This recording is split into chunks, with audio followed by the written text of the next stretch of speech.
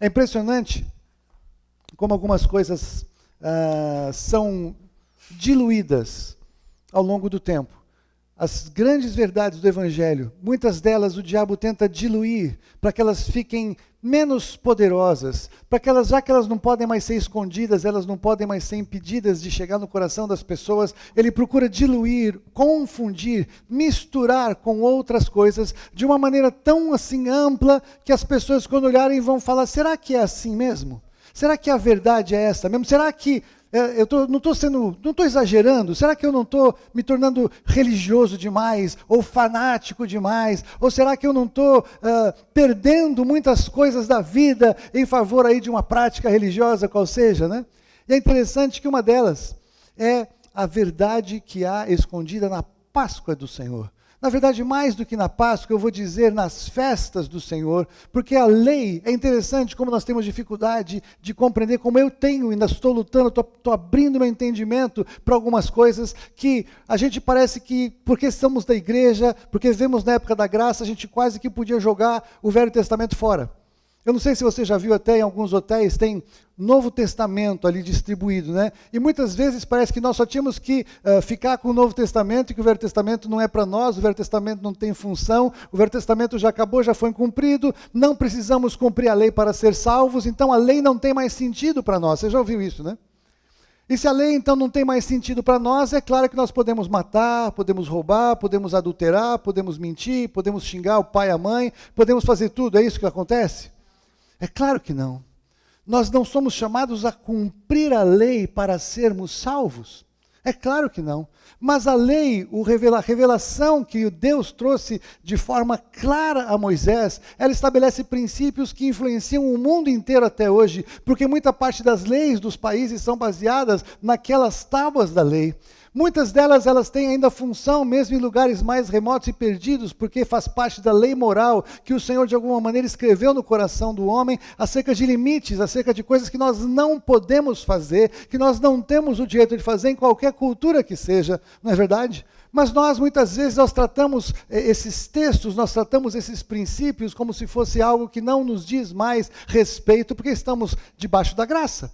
E sim, estamos debaixo da graça, Jesus cumpriu a lei para que a morte dele fosse ilegal, e ele pudesse então vencer a morte, ele pudesse então vencer o pecado, e ele pudesse nos trazer uma nova perspectiva, ele pudesse nos conduzir ao Pai, apesar de sermos como somos, imperfeitos em processo de transformação, arrependidos de nossos pecados, mas ele entende que nós precisamos de transformação, então ele nos dá o Espírito Santo, ele nos dá a palavra, para que o Espírito Santo nos confronte pela palavra acerca dos nossos pecados e nós possamos então lutar contra os pecados para entrar na vida de santificação, que é a nossa luta, é o nosso processo. E a nossa santificação, ela vai lidar diretamente com princípios que estão na lei. Só que muito pior. Na lei, Jesus disse que na lei não podemos adulterar. Está escrito na lei, não adulterarás, não é isso? É um princípio difícil, mas muitos conseguem cumprir. Muita gente que não crê em Deus consegue não adulterar a vida inteira. Ele consegue ficar só vivendo com a mulher dele até o último dia de vida. Mas aí Jesus disse, só que agora eu te digo o seguinte, qualquer um que olhar para uma mulher com intenção impura no coração já adulterou com ela. Então Jesus subiu a régua da lei. A Bíblia diz, não matarás. Tem pessoas que conseguem passar a vida inteira sem matar uma pessoa. Você matou alguém hoje? Aí Jesus diz o seguinte, qualquer que odiar alguém no seu coração, é como se já tivesse matado essa pessoa. Subiu a régua. É interessante, alguns discutem acerca da lei quanto ao dízimo, que o dízimo era da lei. É verdade, na igreja primitiva eles davam tudo, vendiam as propriedades e davam tudo.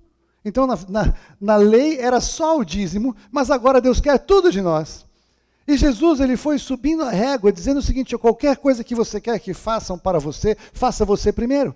Então, se nós achamos que na época da graça é mais fácil cumprir a lei, eu vou dizer que é muito mais difícil cumprir a lei, porque o objetivo não é que nós venhamos a cumprir a lei, o objetivo é que nós tenhamos revelação do pecado e possamos nos arrepender do pecado que ainda está em nós, para que nós tenhamos vontade, desejo desesperado de jogar fora o pecado, de rejeitar as coisas que nos afastam de Deus, de usufruir do poder que há pelo sangue de Jesus, a revelação do Espírito Santo de Deus, para que possamos vencer o pecado, para que possamos nos tornar cada vez mais parecidos com Jesus, porque foi para isso que Ele nos comprou, para sermos transformados à imagem dEle, o que não é possível para nós fazermos de nosso próprio braço, mas é possível com a intervenção do Espírito Santo em nós, com a revelação da palavra, com os princípios da palavra, e quando nós obedecemos os princípios da palavra, o Senhor nos abençoa para que possamos ir além, o Senhor nos abençoa para que possamos ser diferentes, para que a nossa vida seja uma pregação, para que a nossa vida seja um testemunho, e para que cada vez mais nós tenhamos comunhão plena com o Pai.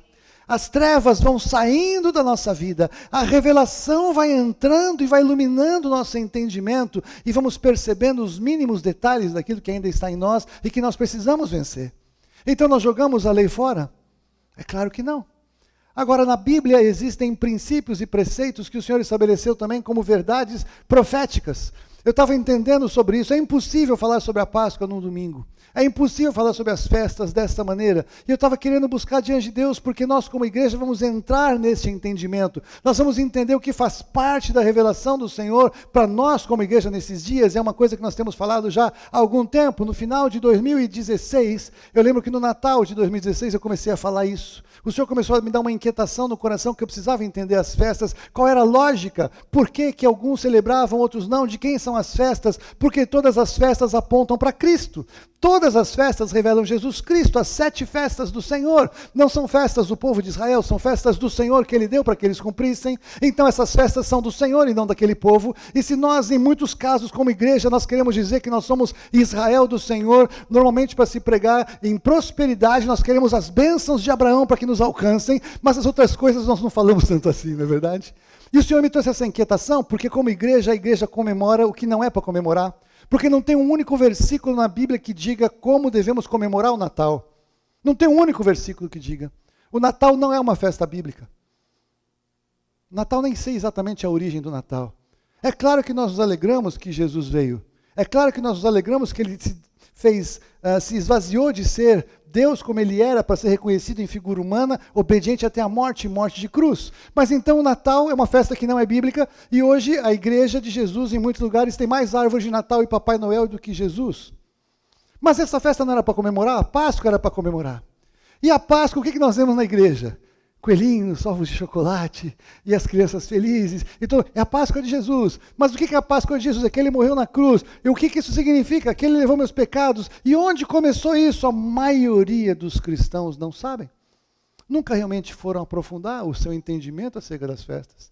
E a Páscoa é a primeira festa que o Senhor estabeleceu e instituiu, e o Senhor, na verdade, Ele mudou o calendário de Israel, porque o início do ano deles é em setembro, outubro, mas o Senhor agora trouxe para 14 de Nisan, que foi exatamente anteontem, a data em que a partir de agora seria a principal data, seria o começo de um tempo que o Senhor estava mudando para que a partir dali as demais festas acontecessem, todas elas apontando algo que Deus iria fazer, todas elas apontando uma revelação acerca de algo que Deus estava falando, e estas festas deveriam ser lembradas como memorial, e a igreja se recusa muitas vezes a comemorar as festas porque não quer se tornar judaizante. E nós não temos que nos tornar judaizantes, temos que nos tornar bíblicos. De 2 povos Ele fez um só em Jesus Cristo. Então nós precisamos entender a revelação da palavra e precisamos aprofundar o que é para nós. Então a Páscoa, a Pessa, na verdade, ela significa passar sobre. A grande revelação da Páscoa é que o anjo da morte, que foi trazer aquele juízo sobre o Egito, nas casas que tinham o sangue do cordeiro aspergido nos umbrais das portas, sobre estas casas o anjo da morte iria passar sobre, e não haveria mortandade naquela casa. Esse é o significado mais profundo, porque esse é o significado acerca da obra de Jesus. O sangue derramado na cruz passa por cima daqueles que estão com o sangue nos umbrais das portas, e o pecado não faz com que a morte tenha poder, e a segunda morte não tenha agora efeito na vida daqueles que estão cobertos por esse sangue. Mas a Páscoa, então, ela significa, de uma certa forma, algo profético, algo eterno, mas algo que toca este mundo mortal em que nós vivemos, e eu quero trabalhar com esses conceitos. O que é eterno, o que é profético e o que é real quando toca o mundo mortal em que nós vivemos, porque esse mundo é mortal. Esse mundo é mortal. Tudo que tem aqui vai morrer um dia. Tudo que está aqui vai morrer. Todos nós que estamos nessa sala vamos morrer um dia. A não ser todos nós que vamos ser arrebatados em nome de Jesus, que nós já falamos sobre isso antes, amém? Você que não sabe, eu proibi todo mundo dessa igreja de morrer. Ninguém vai morrer aqui até que Jesus venha, que nós vamos ser todos arrebatados juntos em nome de Jesus. Então o negócio de morrer aqui acabou, amém? Em nome de Jesus. Mas a morte não tem mais domínio sobre nós. Mas veja, Deus ele estabelece uma verdade eterna e ele estabelece um mover profético. Ele levanta um profeta, ou ele mesmo fala acerca de alguma coisa que vai acontecer, e ele então cumpre a sua própria palavra para honrar o que ele disse, para criar a conexão com o que é eterno, para trazer o que é mortal para a imortalidade, para trazer o que é corruptível para a incorruptibilidade, porque o pecado entrou, então todos nós estamos com os corpos corrompidos e todos nós estamos com corpos mortais. E o Senhor, para transformar tudo isso, ele saiu da eternidade com uma solução profética, com uma solução real que aconteceu, para que você e eu possamos ter transformação pela graça, por meio da fé em nome de Jesus. Isso começou aonde? Antes do início. Pai, a minha vontade é que onde estou estejam também comigo os que me deste, para que vejam a minha glória que me conferiste, porque me amaste antes da fundação do mundo. Jesus não começou a existir quando ele saiu da barriga de Maria. Jesus é eterno, Jesus sempre existiu, Jesus é Deus, Criador de todas as coisas. Maria foi um instrumento da encarnação de Jesus, apenas e tão somente. Ela não é mãe de Deus, mas ela é mãe de Jesus, Filho de Deus, que fecundou a Jesus pelo Espírito Santo no ventre dela, porque Jesus já vivia com o Pai antes da fundação do mundo. E Jesus é revelado como Cordeiro. Esse texto de Apocalipse, eu peguei só um pedaço do verso para dizer que o Cordeiro foi morto desde a fundação do mundo. Então, olha que coisa impressionante. Antes de a Páscoa ser estabelecida e ser dada por Deus através de Moisés para o povo de Israel, em que o cordeiro ia ser sacrificado, antes que os cordeiros fossem sacrificados na Páscoa, o cordeiro já foi morto desde a fundação do mundo. Deus já tinha provisão para o pecado do homem, para o pecado de Adão, para o pecado de Eva, desde a fundação do mundo. Ele sempre teve uma provisão, ele já tinha algo preparado. Eu já ouvi várias explicações sobre o que significa Jesus ter morrido desde a fundação do mundo. Todas elas fazem muito sentido, mas eu não cheguei ainda numa revelação mais profunda de falar, uau, isso realmente me aquece o coração. Alguns dizem que um cordeiro foi morto para que Adão e Eva fossem vestidos e que as vestimentas que eles receberam foi uma pele de um cordeiro morto. Faz sentido. Ou que fora do tempo Jesus já tinha morrido porque Deus sempre teve solução para o pecado, porque a partir da eternidade ele veio provendo uma solução, então isso já estava pronto. E aí alguns que vão aí falar de física quântica e vamos mudar a forma como nós entendemos o tempo e todas as coisas acontecendo simultaneamente e não linearmente, é uma viagem fantástica. O que eu sei é o seguinte, a Bíblia não mente, a Bíblia é a palavra de Deus, e de alguma maneira, de alguma forma, o Cordeiro já estava morto para a salvação de todo aquele que nele crê. Desde o momento que o pecado entrou no mundo, Deus sempre teve provisão.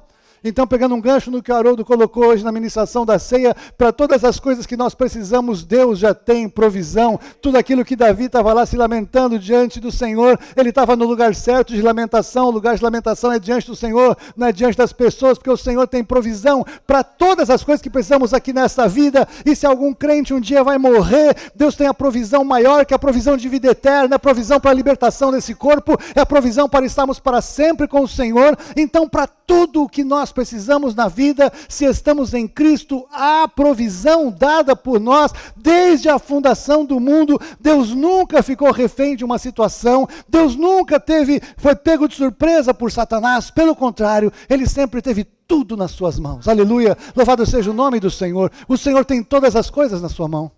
Então aqui, antes do início, nós temos o Cordeiro Eterno. Porque antes da fundação do mundo, Jesus, o Cordeiro, já era amado pelo Pai. E o Cordeiro foi revelado antes da fundação do mundo. Mas aí nós temos aqui essa situação que eu quero dizer, o eterno toca o mortal. E aqui eu quero colocar como o profético. E o profético aconteceu em Gênesis 22, de 7 a 8, é um texto muito conhecido, em que nós lemos que quando Isaque disse a Abraão, seu pai, meu pai, respondeu Abraão, eis-me aqui, meu filho. Perguntou-lhe Isaque, eis o fogo e a lenha, mas onde está o cordeiro para o holocausto? Respondeu Abraão, Deus proverá para si, meu filho, o cordeiro para o holocausto. E seguiam ambos juntos. E sabe qual é a figura que eu vejo aqui? Eu posso imaginar na eternidade, Deus Pai, andando com Jesus o Filho, e trazendo Jesus para nascer de Maria. E ele caminhando no céu até aquele portal espiritual, para que o Espírito de Jesus saísse daquela dimensão celestial e entrasse no ventre de Maria, naquela criança que estava sendo gerada. E naquele momento, este aqui, o cordeiro que ia ser morto, a provisão de Deus para si mesma, não era o filho de Abraão, não foi nem mesmo o cordeiro que estava preso nos arbustos, mas era o próprio Jesus, o Filho, que iria encarnar para que viesse até aqui viver sem pecado e morrer na cruz em nosso lugar.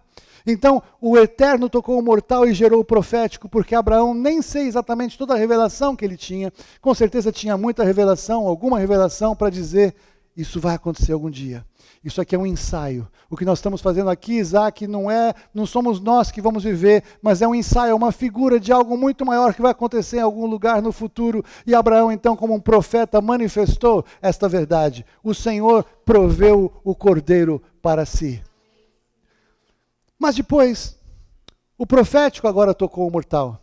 Então a palavra profética, a unção profética, o mover acerca do que iria acontecer no tempo, porque Deus governa o tempo, foi estabelecido em Êxodo capítulo 12. Eu recomendo que você leia Êxodo 12. Vocês que já leram a Bíblia inteira, já leram com certeza várias vezes, mas leiam de novo, agora buscando entendimento um pouco maior, porque tem tantas verdades espirituais escondidas naquele texto da Páscoa, da instituição da Páscoa. Tem muitas verdades para nossas vidas hoje e nós vamos compartilhar sobre isso ao longo do tempo. Mas aqui veja, disse o Senhor, este mês vos será o principal dos meses. Deus mudou o calendário, como eu falei para vocês, e agora passará a ser o primeiro mês do ano. Aos 10 deste mês, cada um tomará para si um cordeiro, segundo a casa dos pais, um cordeiro para a família. O cordeiro será sem defeito, macho de 1 ano. Podereis tomar um cordeiro ou um cabrito, e o guardareis até o 14º dia deste mês, e todo o ajuntamento da congregação de Israel o imolará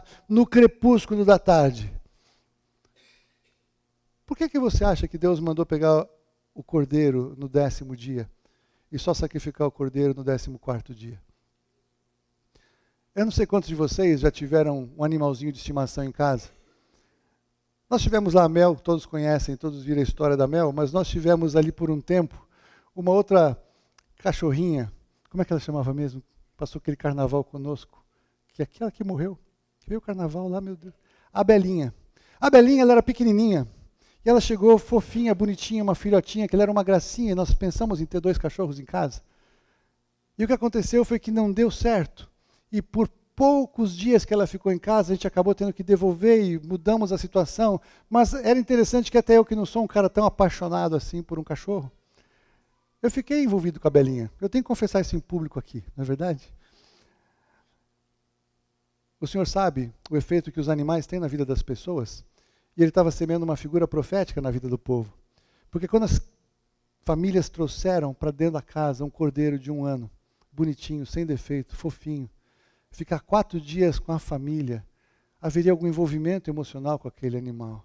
Iam curtir, as crianças iam ficar felizes, iam brincar, ele talvez corresse, não sei se fazia algum barulho. Eu sei que haveria algum envolvimento emocional mínimo de 4 dias, para que quando tivessem que sacrificar aquele cordeiro no 14º dia, começasse a já custar alguma coisa para a família entender o que era ter alguém, alguma criatura envolvida na família para ser morta no 4º dia, sem motivo, sem razão, não tinha por que fazer algo assim com aquele animalzinho que estava tão bem dentro da casa. Porque nós tínhamos que entender o quanto custou para Deus, como uma pálida figura, o quanto custou a Ele entregar o seu filho para morrer por pecadores horrorosos como você e eu, pessoas corruptas, pessoas que não têm por que alguém morrer. Por que alguém morreria por mim? Talvez você ache que você é bom o suficiente, eu não acho. Eu sei de onde Deus me tirou.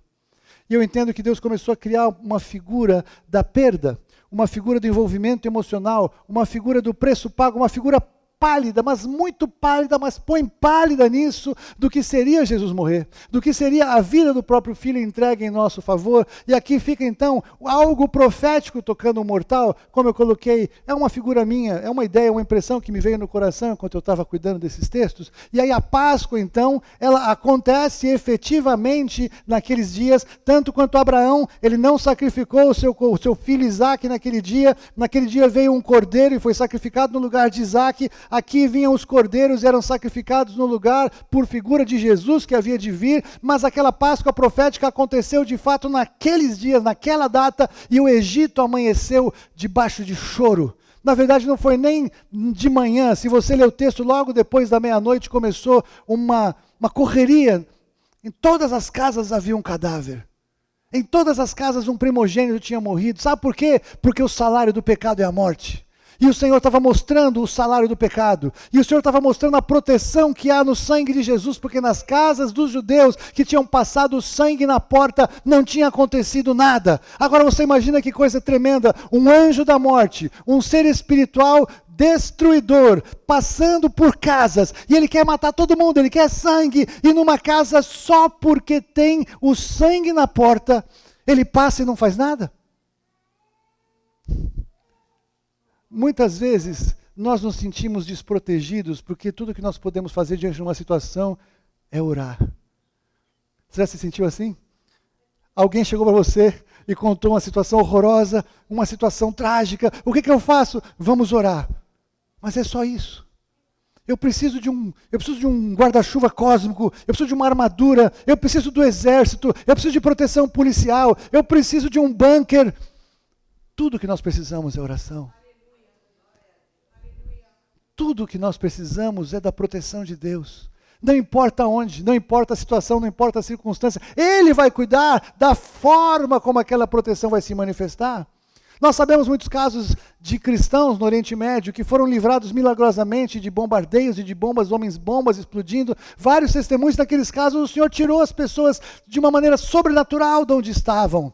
Mas aqui, elas estavam fazendo o quê? Dormindo nas suas casas. À meia-noite, estava todo mundo dentro de casa. E o anjo da morte passou. E quem não tinha a marca do sangue pereceu. E esta é uma verdade que continua até hoje. Quem morre sem Jesus, quem morre sem a proteção do sangue na porta, vai para o outro lado, longe do Senhor para sempre, na condenação eterna que o Senhor chama de inferno.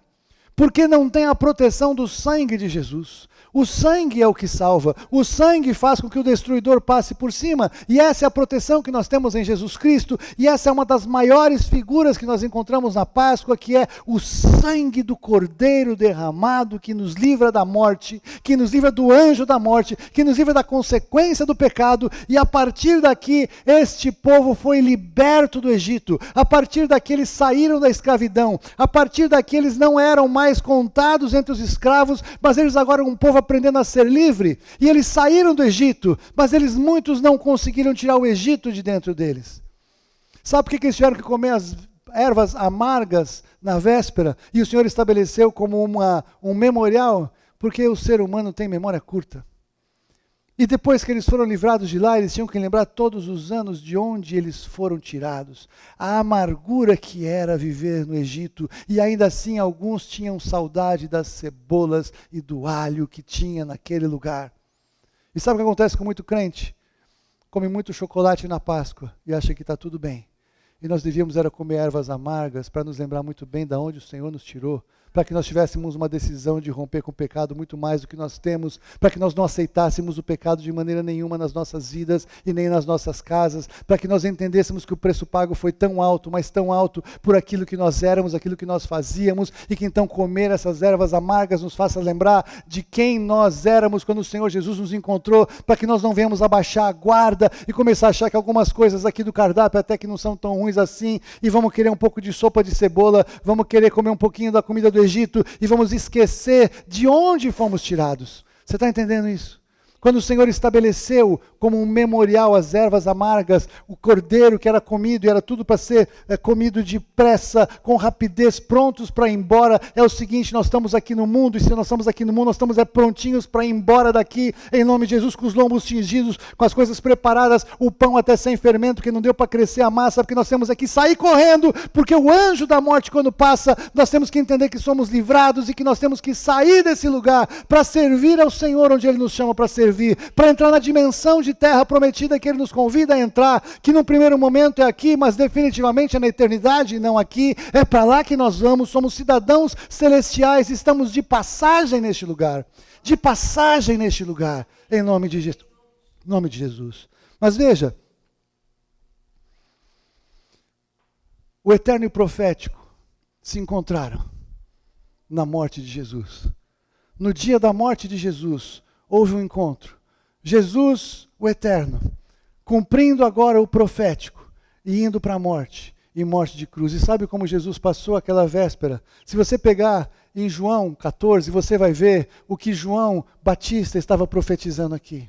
João Batista, ele tinha nascido 6 meses antes de Jesus. E quando ele viu Jesus a primeira vez, ele olhou e falou: eis o Cordeiro de Deus que tira o pecado do mundo. É esse a favor de quem eu disse, após mim vem um varão que tem a primazia, porque já existia antes de mim.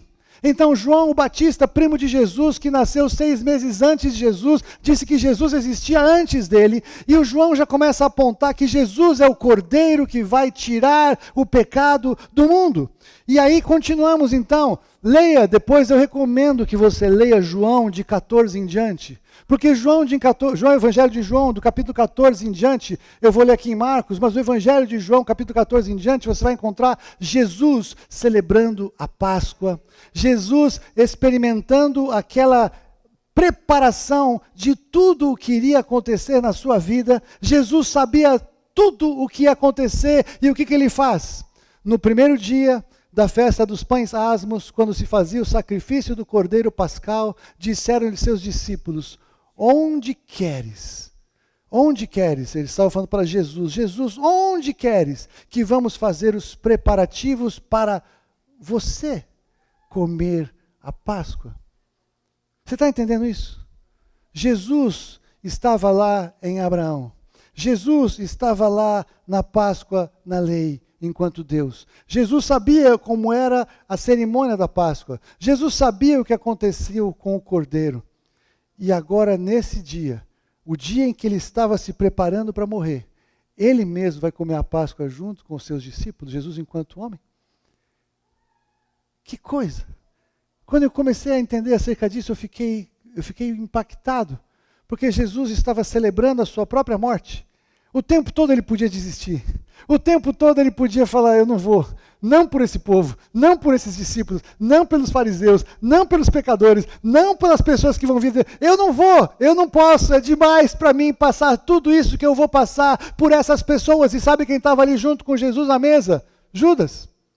Judas que o traiu estava na mesa, Judas que o traiu estava ao seu lado, Pedro queria negá-lo e estava ali com ele, os discípulos queriam ir embora, os discípulos que não estariam na porta do sepulcro, os discípulos que iam fugir quando ele foi para a cruz, todos esses estavam ao redor dele, os discípulos que não puderam orar 1 hora com ele no jardim do Getsemane, ele sabia, estavam todos na mesa com ele. Que conta dura de pagar essa conta dessa refeição, não é? Chama os piores pessoas que você conhece, põe todo mundo na tua mesa, paga as contas para eles, leva todo mundo para jantar um dia. A gente tem coisa mais interessante para fazer, não é isso? O que Jesus fez é incompreensível. É incompreensível. E aqui, mais ainda, o profético então agora toca o mortal. Porque agora nós vemos o quê? A morte de Jesus sendo estabelecida. Jesus eterno. Jesus profetizado como a solução e a salvação, agora vai para a cruz para cumprir a Páscoa. A Páscoa profetizada em Êxodo, agora a Páscoa vai ser cumprida na vida de Jesus de uma maneira definitiva. Todos os benefícios que estavam estabelecidos na Páscoa, Jesus nos trouxe todos na cruz do Calvário. Vou falar sobre isso rapidamente no final. Mas o que é mais importante entender é que agora Jesus morre a morte do Cordeiro para que você e eu possamos ter vida, se realmente nos arrependemos do nosso pecado. Se realmente entendemos quem éramos e o que merecíamos e se decidimos receber de Jesus a única solução para a nossa vida eterna. Não há salvação em nenhum outro, a palavra de Deus diz. E agora o Eterno parece mortal na cruz, porque depois de toda a crucificação, e Jesus, clamando outra vez com grande voz, entregou o Espírito. Não foram os judeus que mataram Jesus. Não foi o Império Romano que matou Jesus. Quem matou Jesus foi o meu pecado. Foi o seu pecado. Ninguém podia matar Jesus. Jesus entregou o seu Espírito.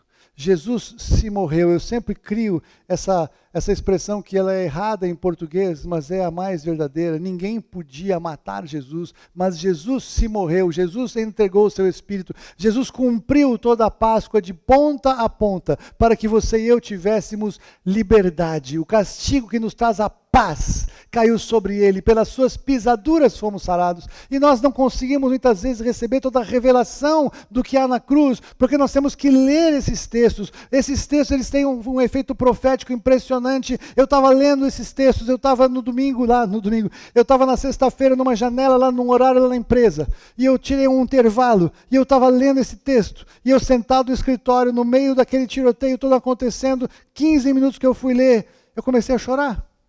Porque o Espírito Santo quebrantou meu coração.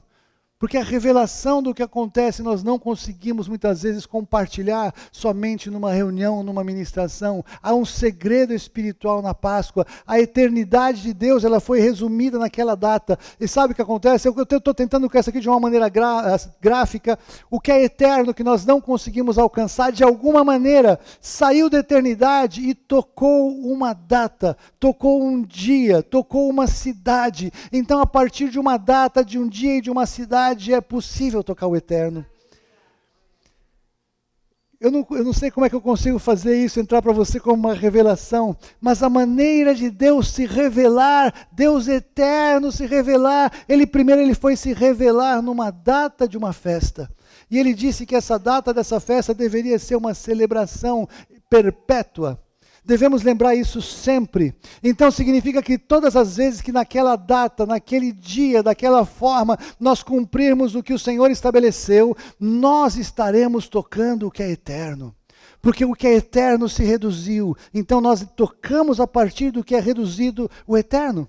Porque isso revela Jesus, que é exatamente a mesma figura, aí sim, muito mais profunda. Ele veio, ele andou aqui, ele viveu aqui, ele se revelou aqui, ele cumpriu toda a lei, ele cumpriu todo o plano e propósito.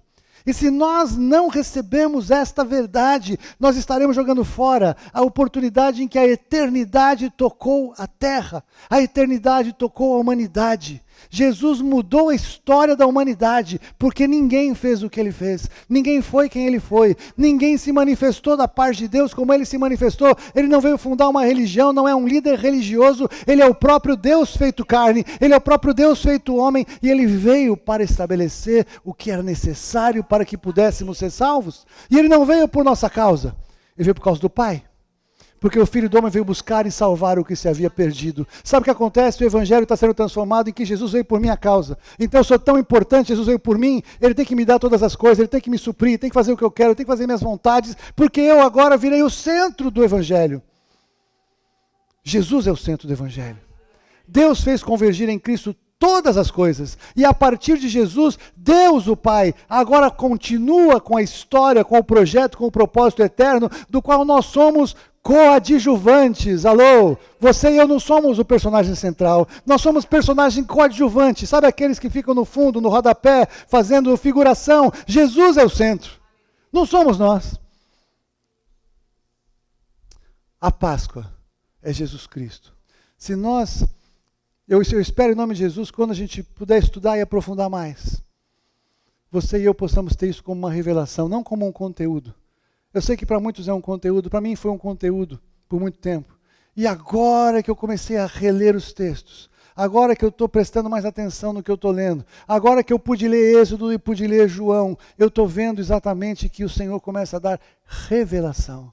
Eu não tenho a pretensão de dar revelação para você numa palavra de 25 minutos e meia hora, não é possível. Mas o que eu quero é despertar você a gastar tempo com a palavra, a gastar tempo com esses textos, a abrir o coração para Deus te falar. Eu quero, em nome de Jesus, que você possa abrir a porta do seu coração, como a gente viu, a Fúvia ministrou, que Jesus está à porta e bate da igreja. Apocalipse 3:20, a igreja tirou Jesus lá de fora.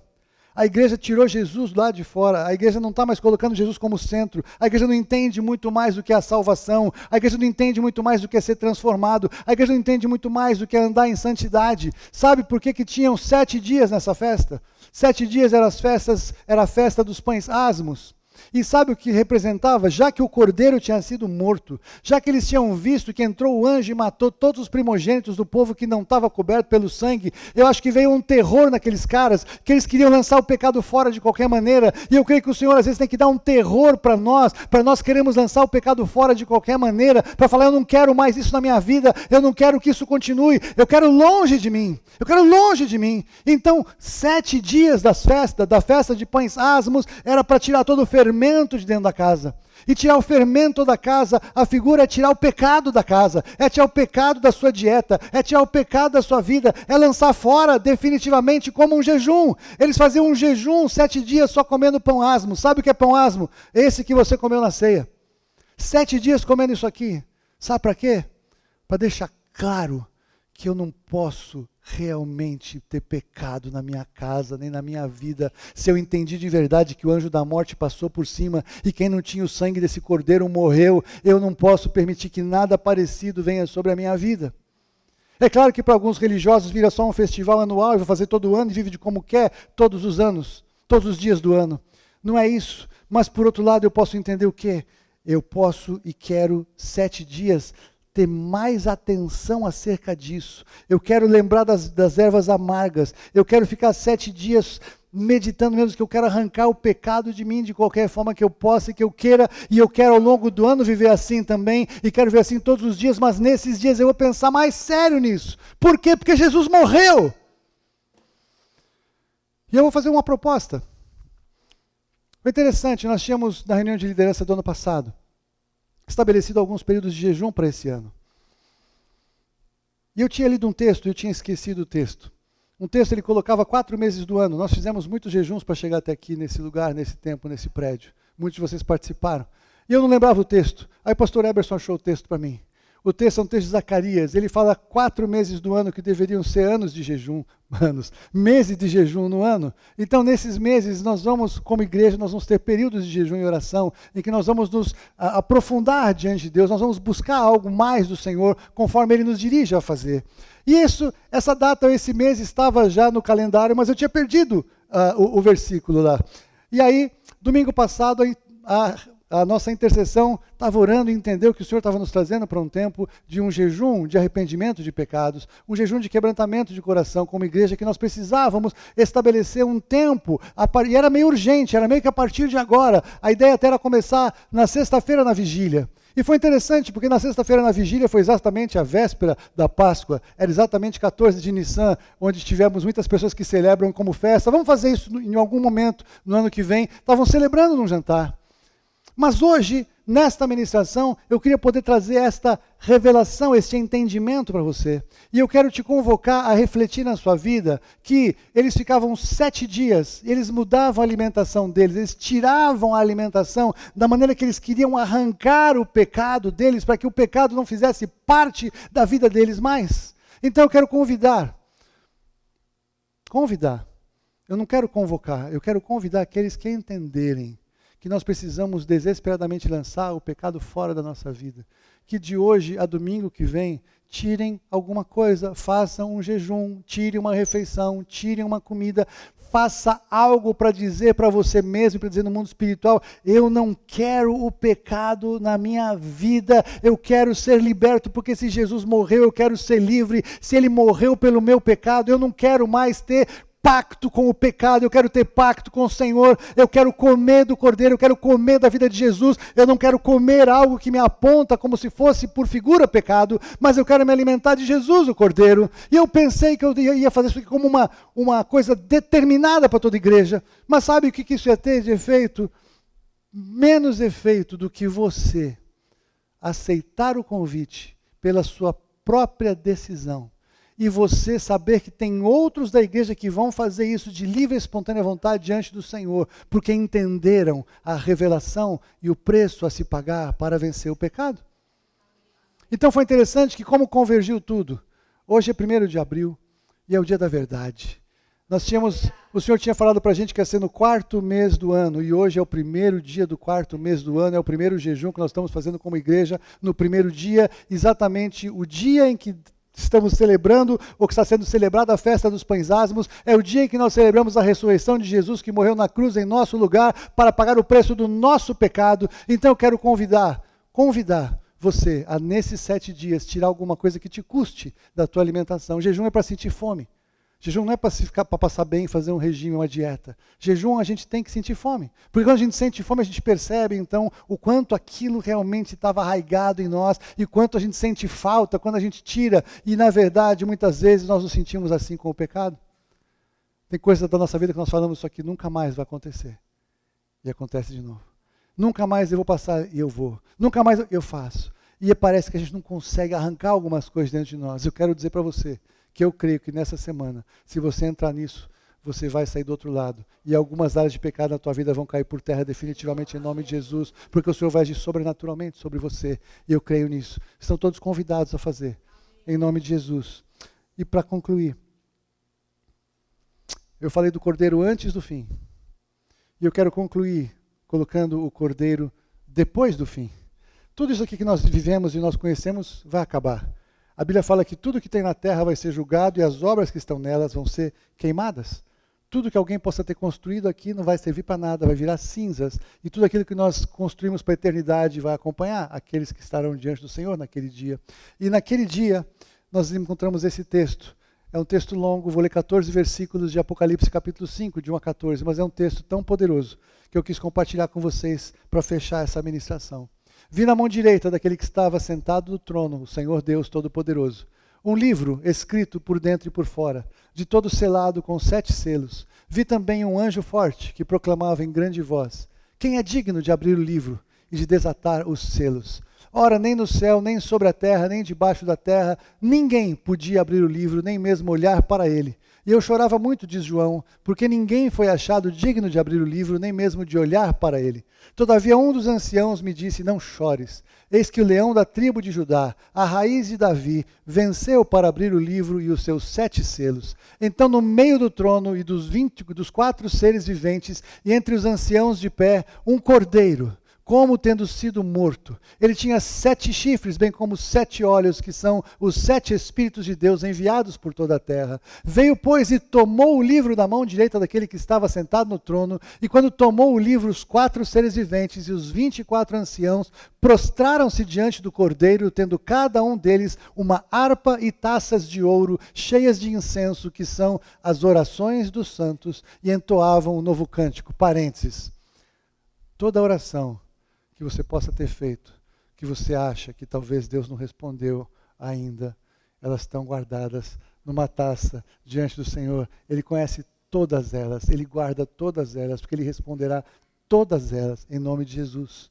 Mas veja, o que eles clamavam? Digno és, digno é o Cordeiro de tomar o livro e de abrir-lhe os selos, porque foste morto, e com o teu sangue compraste para Deus os que procedem de toda língua, tribo, povo e nação, e para o nosso Deus os constituíste reinos e sacerdotes, e reinarão sobre a terra. Vi e ouvi uma voz de muitos anjos ao redor do trono, dos seres viventes e dos anciãos, cujo número era de milhões e milhares de milhares, proclamando em grande voz: digno é o Cordeiro que foi morto de receber o poder e riqueza e sabedoria e força e honra e glória e louvor. Então ouvi que toda criatura que há no céu e sobre a terra e debaixo da terra e sobre o mar e tudo que neles há, estava dizendo àquele que está assentado no trono e ao Cordeiro: seja o louvor e a honra e a glória e o domínio pelos séculos dos séculos. E os 4 seres viventes respondiam amém, e também os anciãos prostraram-se e adoraram, e toda essa congregação também diz amém. O Cordeiro existia antes da fundação desse mundo. Ele foi morto na fundação desse mundo. Ele foi profetizado em Abraão. Ele foi profetizado na lei. Ele foi manifesto em Jesus Cristo na cruz do Calvário. E ele estará ainda eternamente, para sempre e sempre, como Cordeiro que foi morto e resgatou ao Pai gente de toda tribo, língua, povo e nação. Naquele dia, muitos e todos, não muitos, todos no céu, na terra e debaixo da terra vão reconhecer que Ele é o Senhor. Só tem um detalhe: no céu é uma bênção, na terra mais ou menos, embaixo da terra é uma tragédia reconhecer Jesus como Senhor, porque embaixo da terra é o lugar do juízo, é o lugar do sofrimento, é o lugar da condenação eterna. E mesmo naquele lugar, naquele dia, as pessoas que rejeitaram a Jesus como Senhor vão confessar Jesus como o Senhor, mas naquele momento não tem mais proveito, porque já morreram e agora não tem mais como vencer a morte, porque a vitória sobre a morte só é conquistada enquanto estamos em vida. Jesus nos conquistou a morte em vida e nós precisamos receber a vida de Jesus sobre a morte enquanto estamos em vida. Os mortos reconhecerão, mas não terá mais efeito sobre eles. E é aqui que eu quero fechar essa ministração, porque eu compartilhei na hora da ceia que os discípulos foram exortados por Jesus a anunciar a morte e agora depois a ressurreição dele, até que ele venha. Se eles não tivessem feito isso, nós não estaremos aqui hoje. Se aqueles aos quais eles evangelizaram não tivessem feito isso, e os outros, e os que vieram depois, e os que vieram depois, e os que vieram depois, e aquela pessoa que chegou para você e falou de Jesus não tivesse feito isso, você não estaria aqui. Nós temos uma responsabilidade, pesa sobre o seu ombro e sobre o meu ombro, que é falar esta verdade ao nosso redor. Precisamos entender o que aconteceu, precisamos aprofundar em tudo o que foi feito, precisamos experimentar o que o Senhor tem para nós.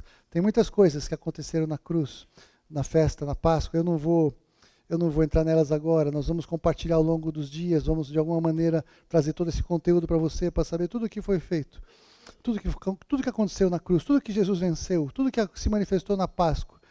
Mas o que eu quero nesta manhã é encorajar você a fazer algumas coisas.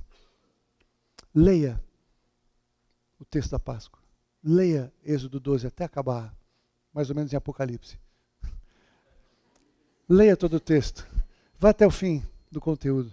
Leia o Evangelho de João a partir do capítulo 14, quando Jesus começa a dizer: não se turbe o vosso coração, credes em Deus, crede também em mim.